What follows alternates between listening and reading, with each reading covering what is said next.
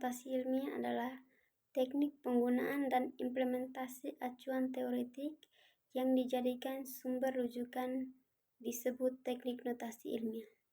Penerapan dalam merujuk referensi dapat dilakukan dengan berbagai teknik atau cara yang sudah dianggap standar baku. Oleh karena itu, seorang penulis diharapkan menguasai aspek-aspek yang bersifat esensial dan mampu mengomunikasikan gagasannya secara ilmiah atau paling tidak mampu memahami sebuah karya ilmiah. Aspek-aspek teknik notasi ilmiah dalam praktiknya mempunyai beberapa aspek yang dilakukan sebagai berikut. Yang pertama, mengutip tulisan dari halaman-halaman yang berhubungan dengan pokok bahasan tulisan dan penelitian yang sudah disusun.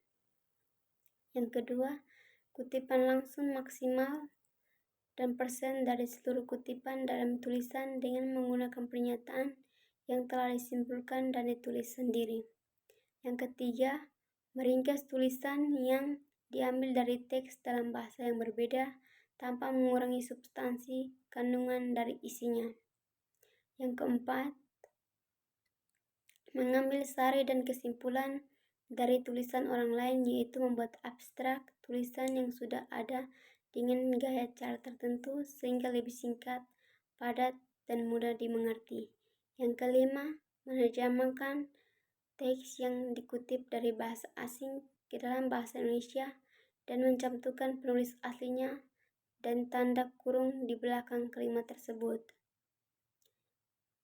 Yang keenam, membuat catatan kaki, yaitu tulisan yang berisi nomor, urutan pencatatan, pengarang, judul, tempat terbit, tahun terbit, dan halaman buku tersebut.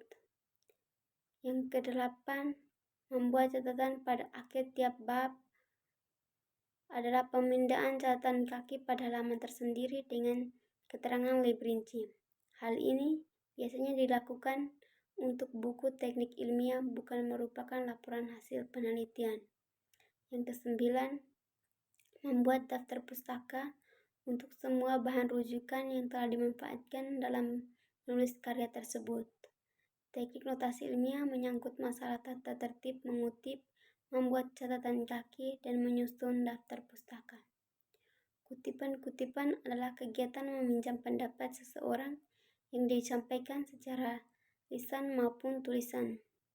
Sumber kutipan tersebut dapat berupa cetakan atau rekaman wawancara. Ada dua macam kutipan, yaitu yang pertama, kutipan langsung. Kutipan langsung merupakan kutipan pernyataan yang ditulis dalam susunan kalimat aslinya tanpa mengalami perubahan sedikit pun, atau bahan yang dikutip harus direproduksi tepat seperti apa adanya sesuai sumber termasuk ejaan, tanda baca, dan lain-lain. Kutipan langsung terdiri dari kutipan pendek dan kutipan panjang. Yang pertama, kutipan pendek. Kutipan pendek yaitu kutipan yang memiliki ciri-ciri sebagai berikut. Yang pertama, tidak lebih dari 4 baris. Yang kedua, isi kutipan ditempatkan menyatu dengan teks. Yang ketiga, spasi sama dengan teks atau bagian yang dikutip diapit dengan tanda petik. Yang keempat, setelah kutipan selesai diberi nomor urut sebagai catatan akhir, guna menyebutkan sumber kutipan dan tulis setengah spasi ke atas.